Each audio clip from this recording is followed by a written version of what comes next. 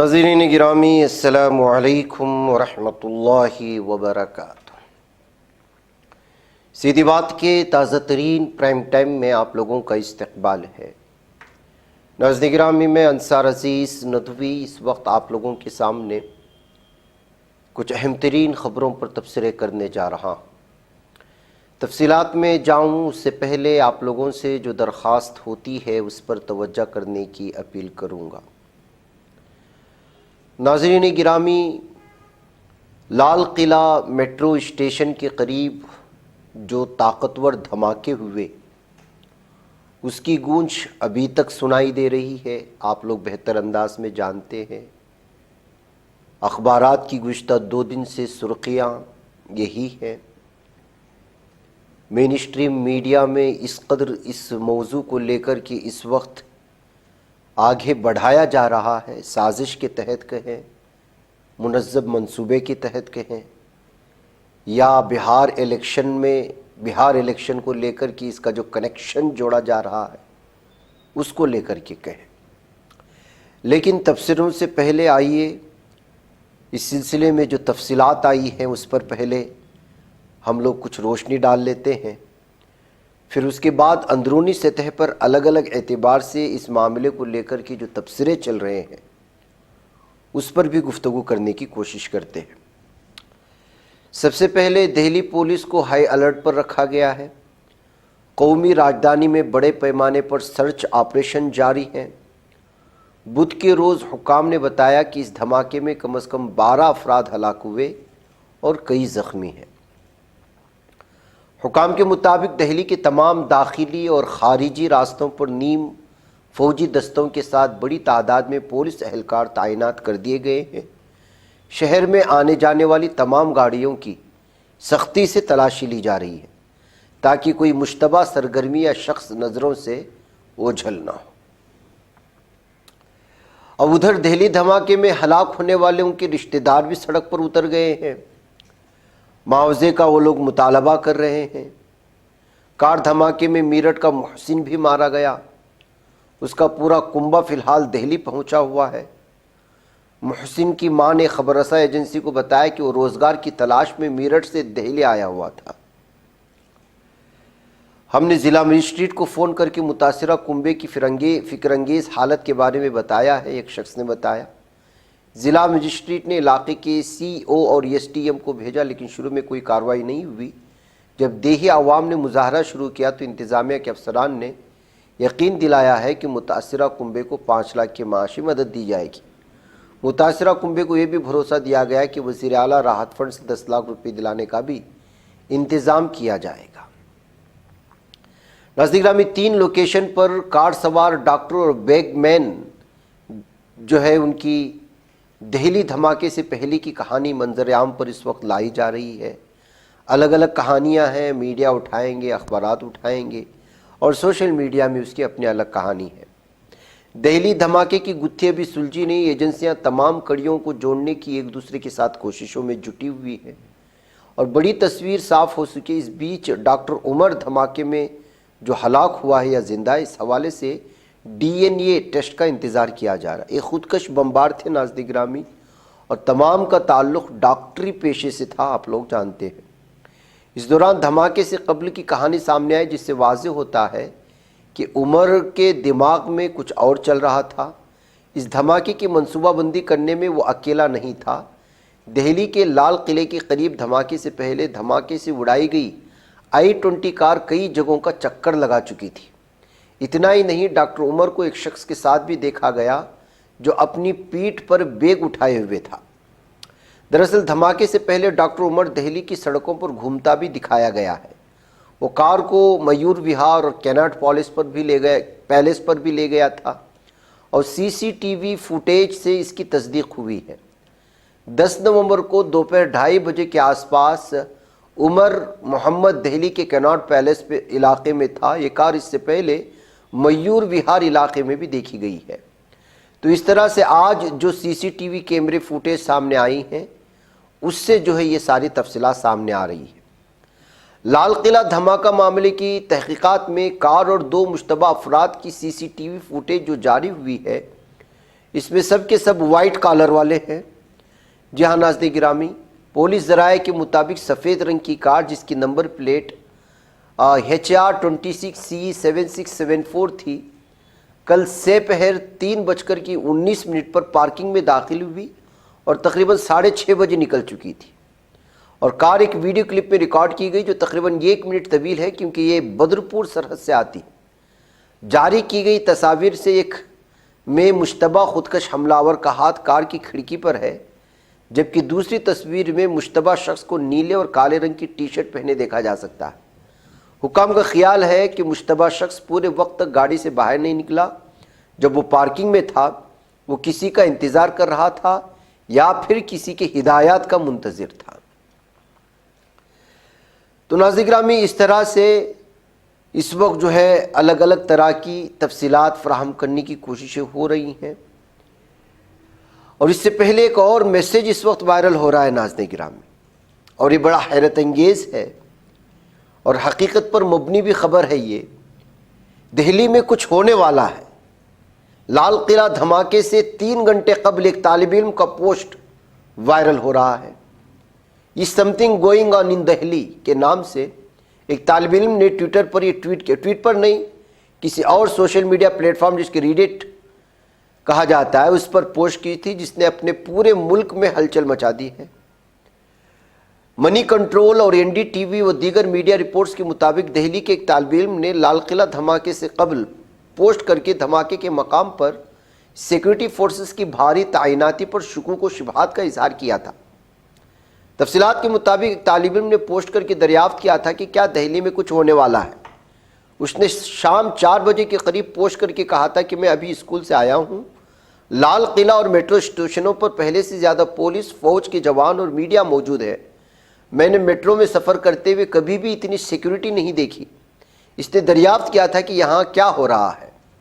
دلچسپ بات یہ ہے کہ اسی شام پوسٹ کرنے سے صرف 3 گھنٹے بعد اسی علاقے میں دھماکہ ہوتا ہے اور پورے ملک میں شدید غم و غصے کی لہر دوڑ جاتی ہے۔ یہ پوسٹ اب سوشل میڈیا پر وائرل ہو گئی۔ نیٹیزنز اس واقعے کے مقام اور وقت پر حیرت کا اظہار کر رہے ہیں۔ خیر جو بھی ہو، سیکورٹی حکام کی جانب سے کہا جا رہا ہے کہ دھماکہ فدائین حملہ تھا۔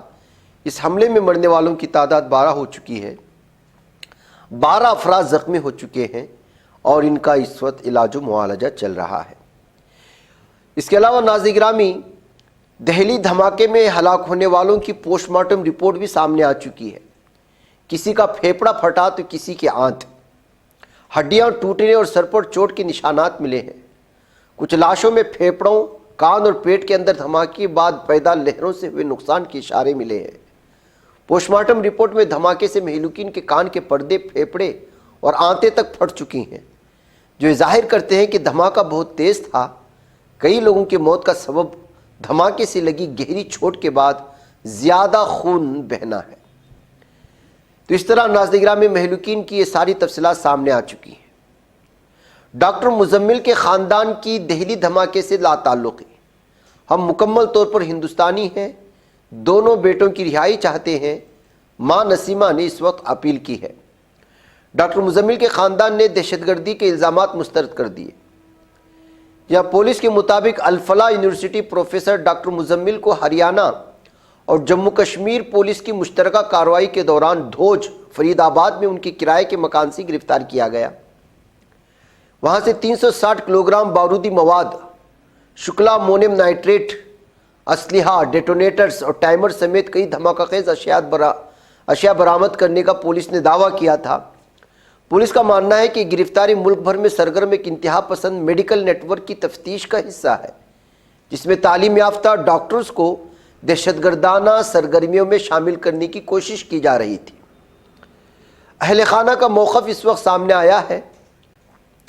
ڈاکٹر مزمل کی والدہ نسیمہ بیگم نے گفتگو کرتے ہوئے کہا، مزمل تقریباً 4 سال پہلے دہلی کام کے لیے گئے تھے۔ ہمیں ان کی سرگرمیوں کے بارے میں کوئی علم نہیں تھا۔ ہمیں ان کی گرفتاری کا پتہ بھی دوسروں سے چلا۔ پولیس نے ہمیں ان سے ملنے نہیں دیا۔ نسیمہ بیگم نے مزید بتایا کہ ان کے دوسرے بیٹے کو بھی حراست میں لے لیا گیا ہے اور کہا جا رہا ہے کہ میرا بیٹا دہلی دھماکے میں شامل ہے۔ ہمیں کچھ معلوم نہیں، ہم صرف اپنے دونوں بیٹوں کی رہائی چاہتے ہیں۔ یہ بیان انہوں نے جاری کیا ہے۔ اس کے علاوہ ناظرین گرامی، دہشت گردانہ ماڈیول میں شامل ڈاکٹر شاہین جن پر الزام لگ رہا ہے، ان کو جموں کشمیر پولیس نے گرفتار کیا، مزید تفتیش کے لیے سری نگر منتقل کیا گیا ہے۔ تفتیش کے دوران ڈاکٹر شاہین نے انکشاف کیا کہ وہ اور دیگر ساتھی تقریباً 2 سال سے ملک بھر میں دہشت گردانہ حملہ کرنے کی منصوبہ بندی کر رہے تھے، جس کا مقصد پاکستان کی جیش محمد تنظیم کے لیے کارروائیاں کرنا تھا۔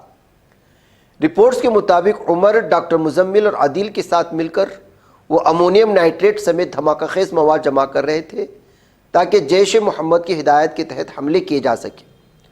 ڈاکٹر شاہین نے بتایا کہ اس ماڈیول میں اس کا بھائی پرویز سید بھی شامل ہے، جسے پولیس نے گرفتار کر لیا ہے، تاہم اس کے پاس کوئی دھماکہ خیز مواد نہیں ملا۔ تحقیقات کے دوران گڑگاؤں میں امونیم نائٹریٹ کے سپلائر کی نشاندہی بھی ہوئی ہے، جسے جلد گرفتار کر لیے جانے کے امکانات ہیں۔ یہ ساری کی ساری چیزیں ناظرین گرامی پولیس نے تحقیقات کے بعد تفصیلات فراہم کی ہیں۔ مختلف اخبارات نے اس کو شائع کیا ہے، جس کی تفصیلات میں آپ کے سامنے رکھ رہا ہوں۔ ڈاکٹر شاہین جیش محمد کے نیٹ ورک کے تحت خواتین کے سیکشن کی ذمہ دار بھی تھی، جہاں وہ بھرتیاں اور تنظیمی سرگرمیاں دیکھتی تھی۔ یہ الزامات ان پر لگے ہیں۔ اب ادھر جموں کشمیر اور ہریانہ پولیس نے فرید آباد میں مشترکہ کارروائی میں ایک کشمیری ڈاکٹر کو جو گرفتار کر لیا۔ پولیس نے فرید آباد کے ایک مسجد کے امام کو بھی گرفتار کر لیا ہے۔ جن ستا کی ایک رپورٹ کے مطابق امام کی اہلیہ نے میڈیا کو بتایا کہ پولیس اس سے پہلے کبھی گھر نہیں گئی۔ امام رات کا کھانا کھا رہے تھے جب پولیس گھر میں داخل ہوئی۔ رپورٹ میں بتایا گیا ہے کہ امام کی فیملی کا تعلق نوح سے ہے۔ امام کی بیوی نے بتایا کہ ان کے 4 بچے 20 سال سے فرید آباد میں رہ رہے ہیں۔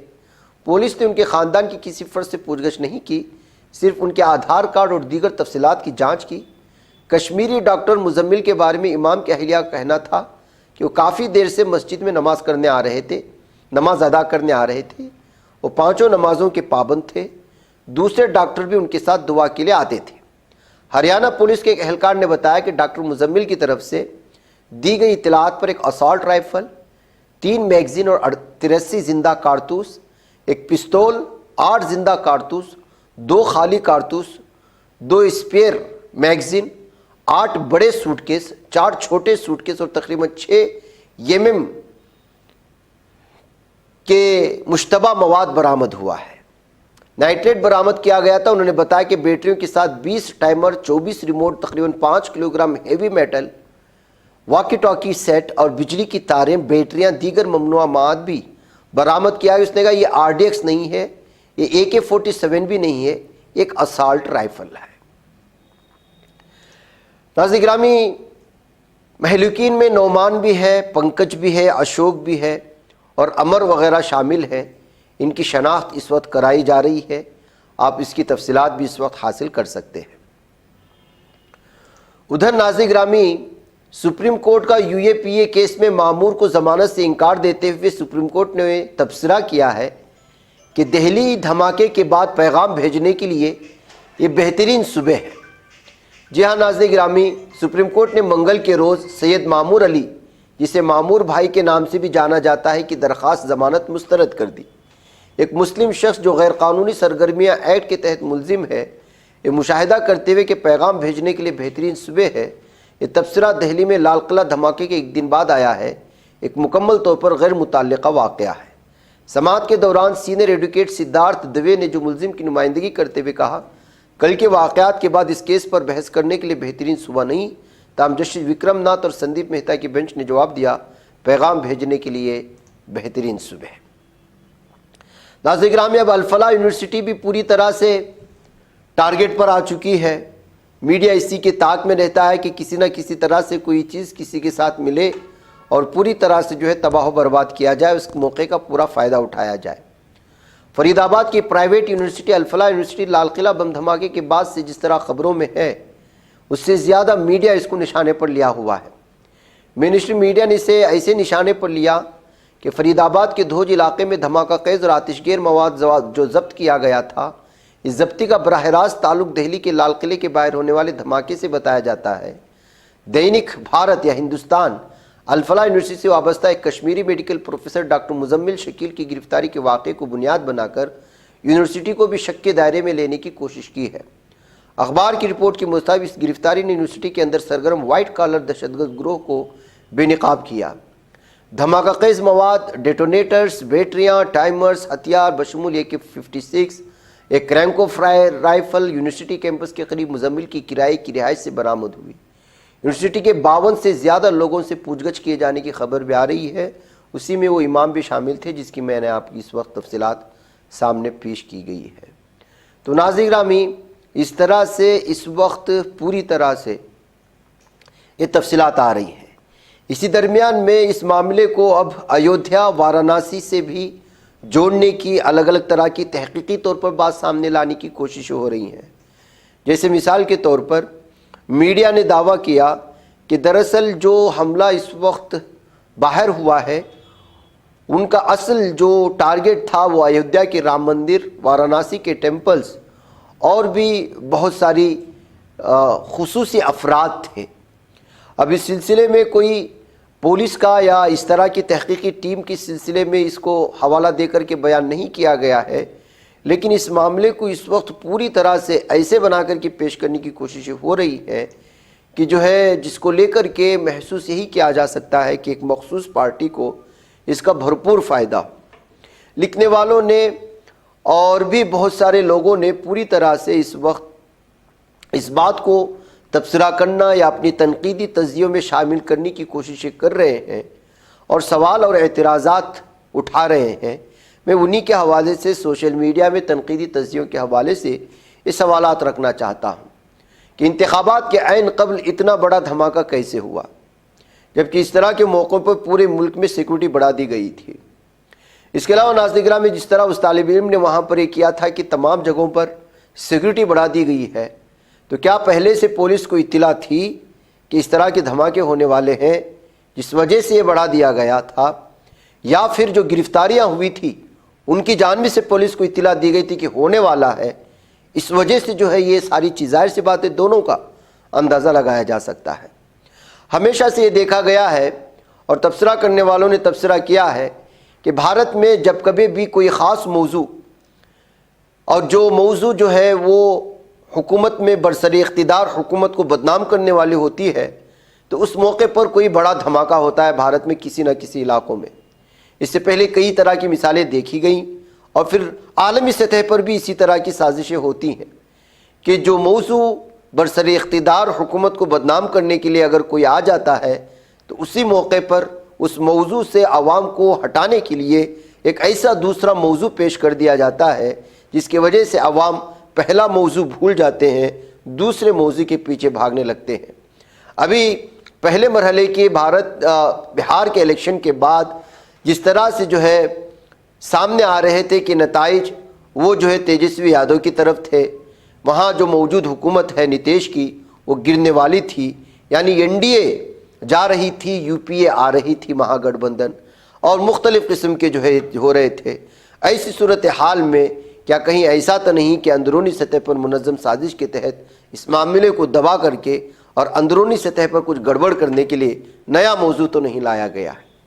یہ تبصرے ہیں، یہ سوشل میڈیا میں الگ الگ طرح کے تبصرے ہیں، الگ الگ اخبارات لکھتے ہیں اور بھی بہت سارے اس طرح کے اعتراضات لائے جا رہے ہیں، لیکن اس کے باوجود ملک اور بھارت اور اس طرح کی چیزوں میں دہشت گردانہ کارروائیوں کا کسی بھی طرح سے جو ہے کسی بھی اعتبار سے تجزیے ہو سکتے ہیں، تنقیدی تجزیے ہو سکتے ہیں، انسانوں کی اپنی سوچ ہو سکتی ہے، لیکن دہشت گردانہ کارروائیوں کو کبھی بھی قبول کیا نہیں جا سکتا، کیونکہ معصوموں کی جان لینا کسی بھی دھرم میں کوئی بھی اجازت نہیں دیتا۔